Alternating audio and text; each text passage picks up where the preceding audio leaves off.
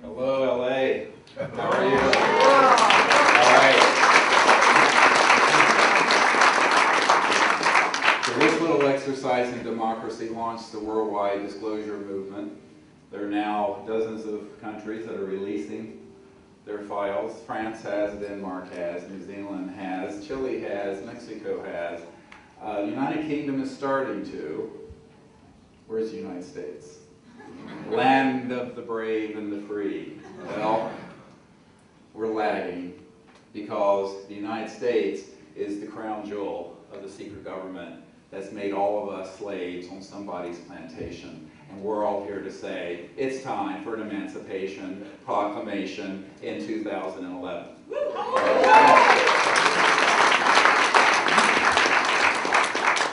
Now, some of my advisors don't want me to talk like this, but I'm going to tell you the truth. The truth is, as my friend astronaut Brian O'Leary has said, the truth will set you free, but first it will piss you off. And we're going to go through a lot of information today. And the first thing I want to go through is an update on the Disclosure Project.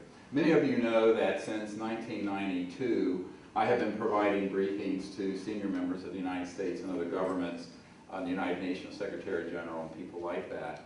I'm a country doctor from North Carolina, emergency doctor by training. And my uncle designed the lunar module, put the first man on the moon. Yes, we went. No, you were not told what happened when we went. That's another discussion. If you want to hear about it, we'll talk about it. Now, in the course of making contact with these extraterrestrial civilizations, which is what we're really going to go into today, is how all of you need to stand and say, I am an ambassador from Earth to these other civilizations. I am here to end the embargo and the secrecy by making direct contact, because you know what? You can do it. It's very easy. And this is what got the attention of the head of Army Intelligence in 1992 when we were out on a beach in Florida, like we're going to be in Orange County next week. Those of you who want to come join us Friday, Saturday, and Sunday, we're going to be at this private state park we have. And we're going to actually be going out and making contact. Now the problem is that they don't want you to know that you can do this. They want you to think that you really need Big Brother to be intermediate interlocutors and intermediaries between humanity and these civilizations. The reality is, and where I got into a lot of trouble, was by discovering the Rosetta Stone of contact. And it has to do with what this conference is about, consciousness. The non-local field of awareness whereby everyone in this room is awake. And it is a singularity, this mind, that we all share. And once you understand how to go into that samadhi state, remote view distant places, and make contact with linear coherent thought that is going through this omnipresent field of awareness, there's nothing the CIA can do. There's nothing Army Intelligence can do. And there's nothing the President can do or not do. Because guess what? The entire universe is folded within every single one of us in its totality. Let me repeat this. It's a wonderful saying from the Sufi tradition. Thinkest thyself a puny form when within thee the universe is folded. The entire universe is folded within every single person. Why? How? Because by being awake, you can become aware of the non-local omnipresent mind. And that is omnipresent. And that means everything and every time and every place that exists is accessible by every single one of you. Every star system, every civilization, the past, the now, the future. And that's really what this is about. It is the great awakening of our people from the slumber of what Orthodox religion and Orthodox science has taught us, all of which is wrong. So it's time for us to say, we're going to own our birthright. And our birthright is to be conscious, infinitely aware beings that can make contact with these civilizations, and all of us together doing that creates the morphogenic field that Sheldrake talks about that will move this entire planet onto the path it should have been on about 100 years ago. About 100 years ago. People say, isn't what you're doing very futuristic? I go, oh no. We're actually, I'm here. I was born in 1955. Hate to admit it, I'm that old. I was born in 1955, and I think that I came in because, guess what? We had developed hydrogen bombs, and we were on a path to destroy the whole world through mutual assured destruction. And I think that all of us who are on this planet right now, of any age, if you're between the age of puberty and senility, most people in the room, I think, terrible. I'm an ER doc, I say anything. All of us have that responsibility. It's a sacred responsibility. And I'm part Cherokee Indian, and my connection to Gaia and the earth is really how I found spirit. And that's then how I found extraterrestrial life, or how they found me. And this story will go into. And I think that when you realize that we are here at this pivotal time, this transformative moment, where the entire world needs to move into a new level of function, where we're not going to trade the Cold War and global terrorism for interplanetary war, which is what Hollywood wants you to believe. This movie coming out, Los Angeles, the invasion of Los Angeles, or what have you, they want you to believe that there are civilizations out there that we need to fight. And this was a counterintelligence operation concocted in the 1950s when Eisenhower lost control of the secret government. And when you hear how this has been played out, and how all of the people who have tried to study this issue have been pawns in a game of psychological mass indoctrination to get people to support this Manichaean view of good and bad ETs, and we have to engage in this battle. They're using the same propaganda that Goebbels used in World War II. They're using the same propaganda that was used in 9/11, and now they've completely taken over most of the UFO subculture and New Age community with that very Manichaean, black and white, us versus them paradigm. And what I want to say to you is, like the In Vogue song, free your mind. Because what? Okay? So we need to free our minds, because I think what has happened, and what's happening rapidly, especially in Los Angeles and Hollywood, is this rolling out of a replacement for humans fighting each other with people fighting aliens. Very dangerous game being played. And there's a very thin line between now and that happening. And we are that thin line. All of us in this room who are going to stand up and say, oh, wait a minute. We're not going to be fooled again, as the old rock song from the 70s said, The Who. We're not going to be fooled again. And we have to be more aware than that. And when I started talking about these things in the early 90s, there were people not happy. That one British intelligence guy said, there are people who have been killed for being too much trouble. Well, in 1992, the head of Army Intelligence came to me and said, what the hell are you doing? And I said, well, we're making contact with extraterrestrial civilizations free from the clusterfuck known as the United States government.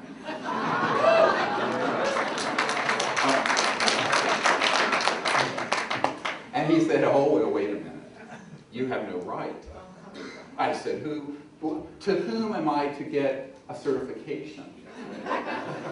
The UN, NASA, you, a bunch of goose-stepping fascists? I said, I don't think so. I said, and if you want to know the truth, my mother's family were some of the original founders of the United States. We were the original POW with the British. Any British here? Love you. No hard feelings. So guess what? We're being very patriotic by saying the whole world needs to come together as one humanity to make peace with all these civilizations and move amongst the stars together, because that's the time that's arrived. We are at that time. And you are the people who are trying to deceive the masses through fear and the indoctrination of the mind with that virus of xenophobia and hatred.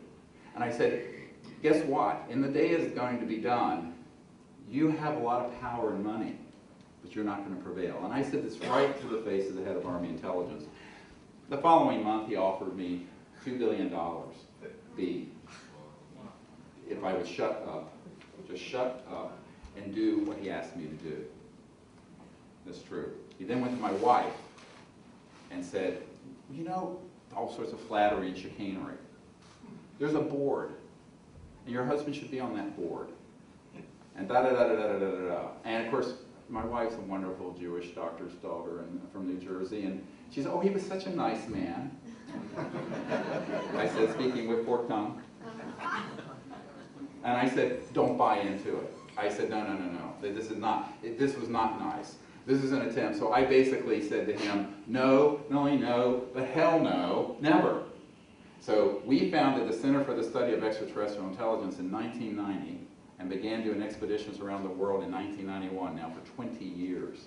And when you hear about the contact we've had and how beautiful it is and how it's happened, it's elegant, it's simple actually, and it's all really about spirit in the heart and a little bit of technology. And we're going to go through that. Tomorrow in the workshop, we're going to go very deep into it, into the remote viewing and meditation training. And I think that what people have to understand is that when you begin to do this, the extraterrestrial civilizations that are out there are going to come through that door because they want to.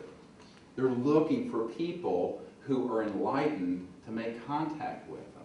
Where do you think the Vedas came from? Ancient Sanskrit. The Rig Veda, the Sam Veda. You know, before I was a medical doctor, I was a meditation teacher. And, well, everybody else in their teens were dropping acid and chasing skirts. I was meditating 8 hours a day and learning Sanskrit and tutoring people. And so that's kind of my tradition. And what I have found is that these civilizations that are involved with the Earth have been here for thousands, hundreds of thousands, and yes, millions of years. And the Earth is very precious, and she is a living, conscious being. That is not a myth, and it's female. She is female. These extraterrestrial civilizations are here for a number of reasons, because primarily they know we're at this point of transformation. And we're in this countdown to transformation, which is what the material we're going to go through in a moment. Because we are in this final approach where we're going to leave behind an old yuga, a 400 and some thousand year cycle, and open another cycle, the hallmarks of which are not interplanetary war, like the Scientologists and the fundamentalists and all the other people want you to believe, but universal peace. Not the division of the people of Earth against other life forms in space, but the unity of all intelligent life with the understanding we are all children of the same great being. Not a time of endless war, but a cycle of 500,000 years of unbroken peace, during which time every man, woman, and child on the planet will eventually attain cosmic consciousness and God consciousness. And we will then go out amongst the stars, going to other planets, even as those civilizations came here and gave life to Earth. And that cycle never ends. That's part of this eternal cycle. And we're at this pivotal point. But in the middle of all that, transformative energy is all this chaos. So I'm going to describe a little bit of the landscape of 2011. And the landscape is the following. Everyone knows that we're not alone. All the folks that I've met with at the CIA and in Congress, no one wants to do anything about it. Two things, knowing and doing. When I first briefed President Clinton, CIA director, on this problem in 1993, I was young and full of hope, and I thought, it's a line from The Birdcage, one of my favorites. I survived, anyway, a lot of things by looking at that movie and laughing. I survived because I thought, oh my God, here we have a CIA director and a president who really want to know and can do something. But at the end of that meeting, I gave the CIA director a briefing. It was a white paper, and it's in my first book, Extraterrestrial Contact, The Evidence and Implications. It came out about 12 years ago. It's on disclosureproject.org. You can get it. It's amazing stuff in there. All these top secret documents, everything I gave the president. And at the end of this 3-hour meeting, the CIA director said, how do we disclose that which we have no access to? He's talking about him and the President of the United States. And I said, well, you get access. He says, well, we don't know how we're going to do that. Now, at that time, I had a lot of documents and information, but they were maybe a dozen of these top secret military guys. Now we have 550 of them. If you go to disclosureproject.org, you'll see we just released the testimony of a man named Halleck who actually had the information on these implants that were being designed decades ago and put in people. Everyone thinks that they're alien implants. I said, hell no, EG&G and Siemens have been manufacturing those for decades. I know the people who designed them. And they're RF frequencies that go to satellites in space.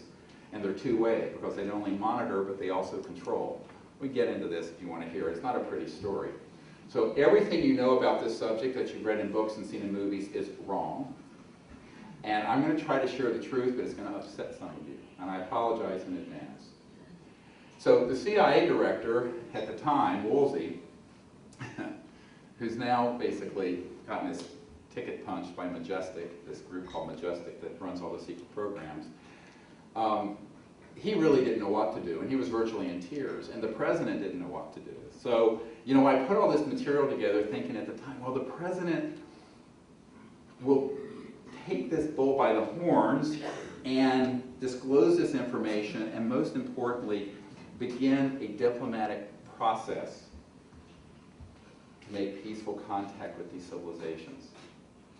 And so Lawrence Rockefeller hosted a bunch of us out of his ranch, and I went. I mean, you can invite me anywhere, I'll go. I've been in underground bases and everything else. And I said, well, Lawrence was the nice guy in the Rockefeller family. It was his brother David that didn't want disclosure to happen because he's chased Manhattan Bank.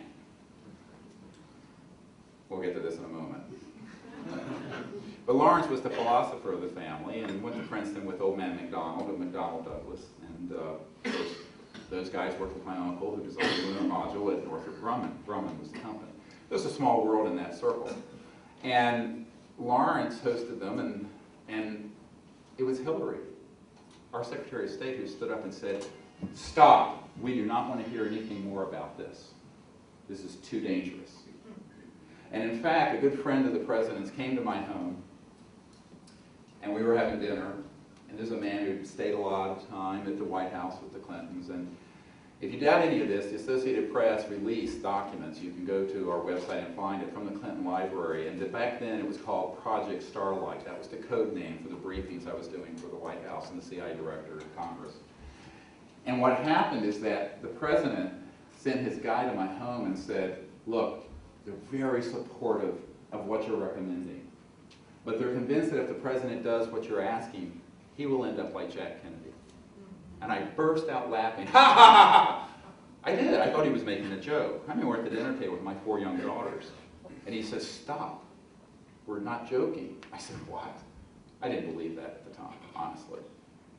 He says, no, they're serious, that they cannot protect the president from this cabal. It's exactly what Senator Inouye, who you saw at the beginning, said. There's a secret government with its own Air Force, its own Navy, its own funding mechanism that's free from the laws and free from the Constitution, and it's transnational. It knows no political boundaries.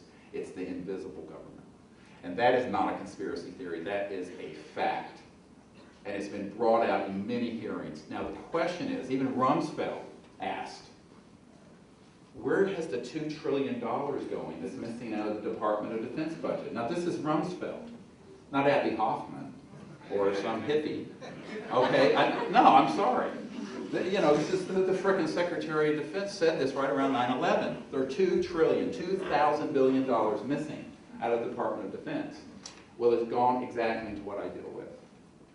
And it's our tax money. And we have already built the anti-gravity vehicles that can go to space and back, free energy.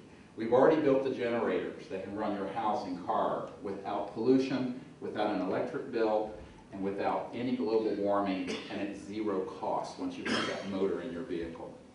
Why don't we have it? $600 trillion, remember that number.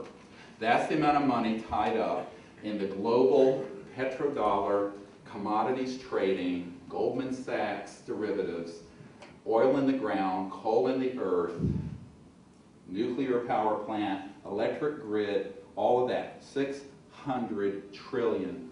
For that, they will kill people. And for that, they will deceive. And for that, they have done unspeakable crimes against humanity. In fact, I have stated that what they are doing now amounts to something, a word I coined, planeticide.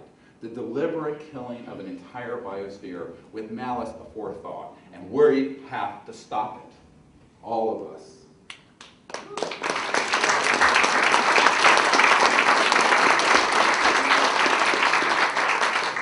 Now, I left my medical career as an emergency doctor, and instead of making $300,000 or $400,000 a year doing that, I get paid nothing pretty much doing this. I'm lucky if I have expenses paid. And the reason I did, first of all, I was able to, thank God, I did well, and I'm a very practical guy.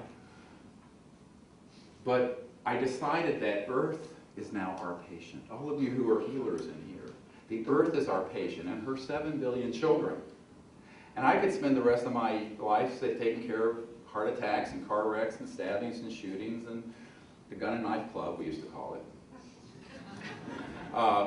Or we can focus on this and in one pivotal move, bring out peaceful contact, disclosure, and all of these sciences and technologies that are going to liberate the Earth from the shackles of the economic slavery that we're all living under. We are. And make no mistake about it. I mean, the people in Egypt, God bless them, have overthrown, tried, to get rid of Mubarak. But what they don't understand is that that was just a less affluent plantation than the American plantation. They're all plantations. And there are 200 or 300 families and corporations that control more than half of the net worth of the world. There are 4 people, the 4 richest people in the world, whose net worth exceeds the 57 poorest countries in the world. 57 countries, 4 people. There is the greatest asymmetry in the history of planet Earth. And what they want to do is keep everybody kind of fed and watered like a potted palm and hope they don't notice. But we're noticing and we're waking up. And there is this awakening all over the world. Many people don't know what they're awakening to. And that's why we need to provide another vision. It's the vision that must guide the world out of this crazy time into a new era. A time of unbroken universal peace and of abundance. Because guess what? When there is honest disclosure on not just, gee, I saw a UFO. Guess what? People ask me, when is disclosure going to happen? I have a really important announcement today. It's already done. We did it. I did it at the request of members of the Majestic and at the request of the President of the United States and at the request of the head of intelligence for the Joint Chiefs of Staff, who said, we can't do this, you can. And I said, what do you mean? And what they really meant was, you're expendable and we're not. I was told that. So I'm the throwaway, because I'm not important. And I would say that with all humility. I'm not important. So in other words, I was the person who could do it and risk being killed, but they were not going to risk the life of the president. You get it? All right, so the only currency that matters is moral courage. And let me share with you, how many folks were at the Obama's inauguration? Yeah, it was awesome. I was there at some kind of event happening here. I was there with false, interesting stuff. Okay, anyway, am I on? Am I live? That mic is dying. Oh, is my mic? Yep. Oh. What was that? It was a full battery. No. Yeah, they can hear me. I think it's just that speaker. Maybe it's where I'm standing. Maybe a little bit of WSFM. Can you hear me? All right. There's a great term, WSFM. Sounds like a radio station. A little echoic there. It isn't. WSFM stands for, and this is actually what the agency and within the contracting world in these corporations, they call this science. It's weird science and frickin' magic. Weird science and frickin' magic. Always remember WSFM, I'm not kidding you. If you go into a skiff, where they take all your electronics and it's an eaves, you can't, get any electromagnetic signals in or out of the place, except under a controlled setting. That's called a skiff, secure communication intelligence facility, SCIF, SCIF. I know a lot of guys who work in SCIFs now, and they spend their whole lives in SCIFs. And that's what they work on, or WSFM. Energy from the vacuum, energy from the expansion of space-time, anti-gravity, the ability to materialize and dematerialize things. We've been doing this since the turn of the last century, Since 1908, we have had free energy. Since the 1920s, we have had anti-gravity, and we can prove it. T. Townsend Brown was doing experiments with very high voltage systems making things float. Go to the orionproject.org. You're going to have your mind blown away at the dispositive evidence that is on there in the history of all this free energy that we have. Anti-gravity vehicles made by humans, at least since the 50s. I know guys who have piloted them out of Dugway in Utah and out of Area 51, no one calls it that, Pahut Mesa. And guess what? We don't need to be flying United Airlines from LA to X to DC. You know, taking 5 hours. We could be there in about 5 or 10 minutes.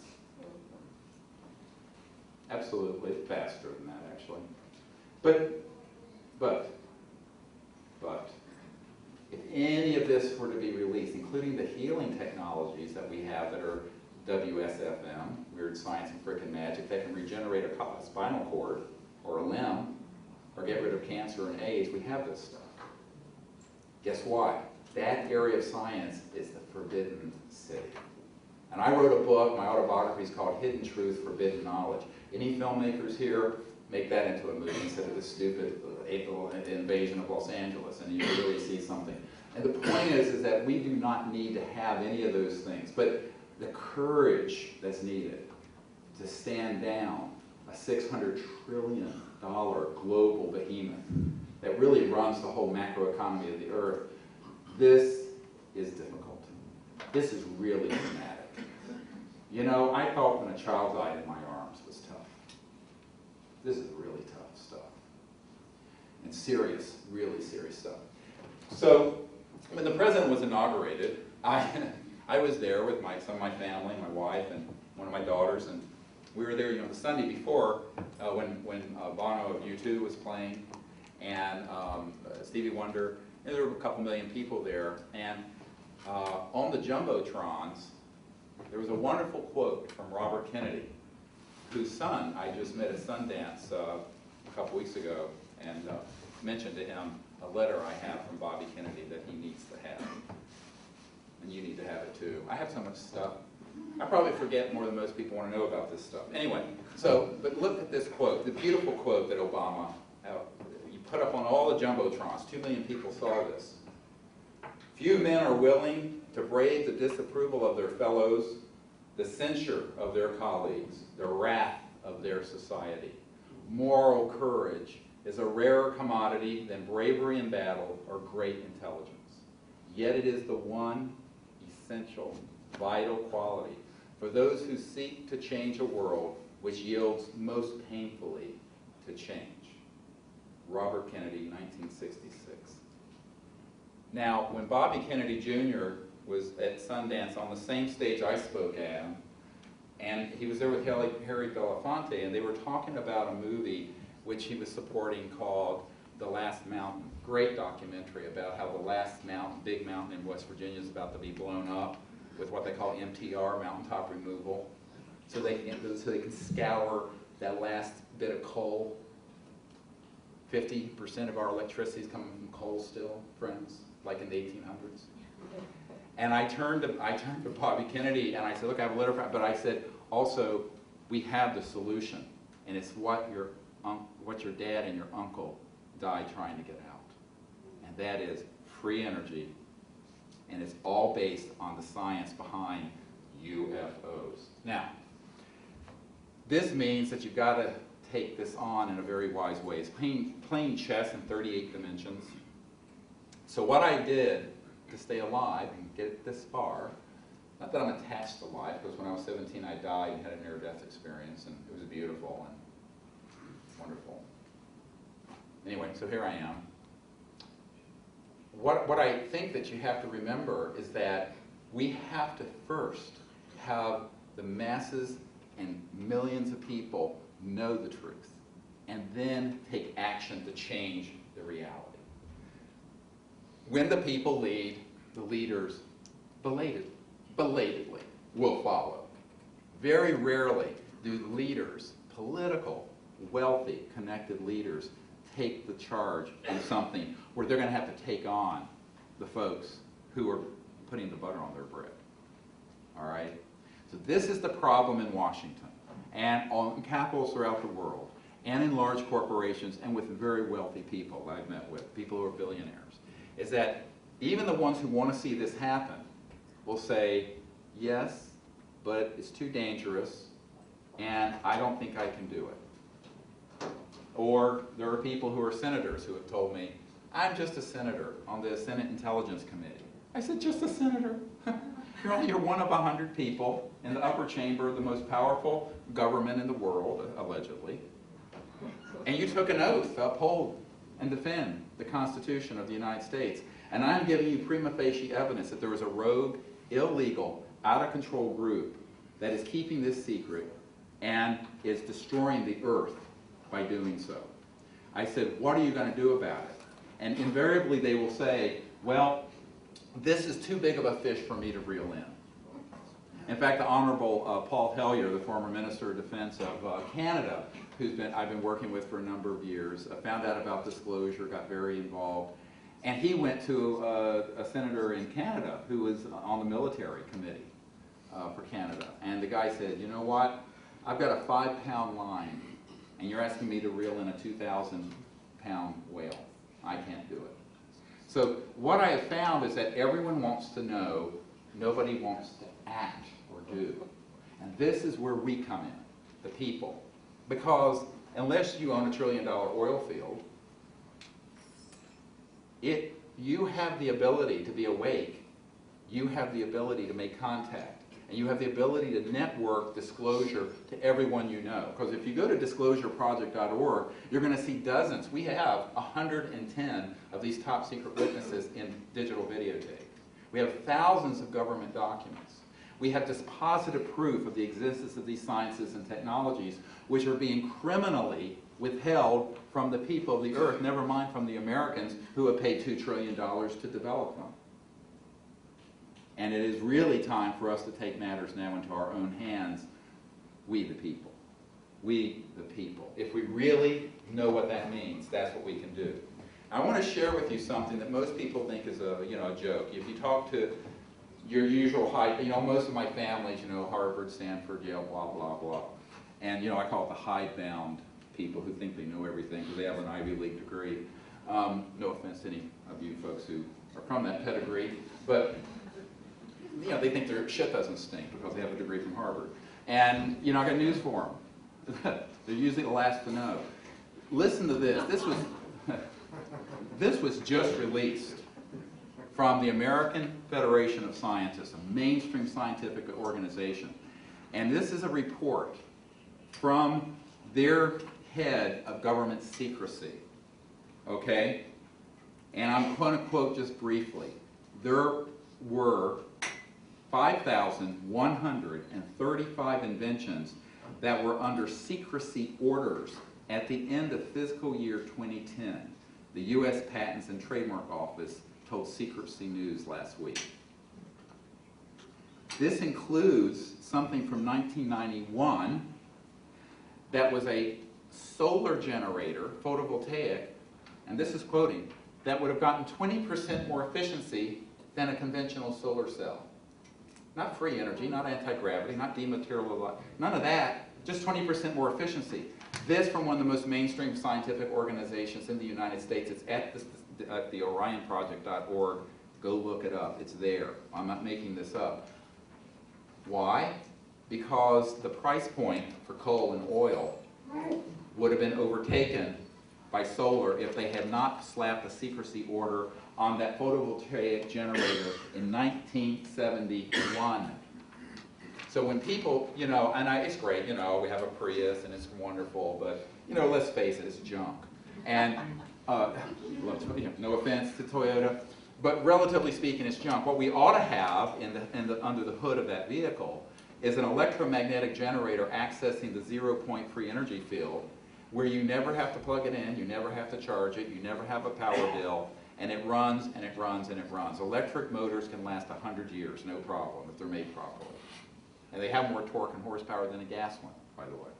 Size for size, cubic centimeter for cubic centimeter. So basically, what we have to do is insist that this come out. a senior member of Congress who is, had been until the changing of the guard last month in Washington, chairman of one of the powerful committees in the Congress, and who's a supporter of our project. His very good friend, who for years was a Department of Energy official, called me, and this woman told me that she had been in a facility near Oak Ridge, Tennessee, Department of Energy, where there were dozens, if not hundreds, of these type of free energy generators and devices that had been developed and or confiscated from the public. This is not an urban myth. And so when you realize that we are all living in a world that is dying, being choked to death by people who want to control it and own it, and people say, is it really about the money? I go, no, not about the money. It's about the power. Because when you start talking about trillions and hundreds of trillions of dollars, you're talking about a macroeconomic system of who's calling the shots. And they do not want every village in Africa and India to have free energy. Okay? And where suddenly the 600 million people in Europe and America, compared to the 7 billion people on the earth, actually have to get along with and share power in the world. It's about macroeconomic power. It is, at its core, racist. It is xenophobic. It is destroying the planet. And it's really time that we say, enough. 100 years of this madness is enough.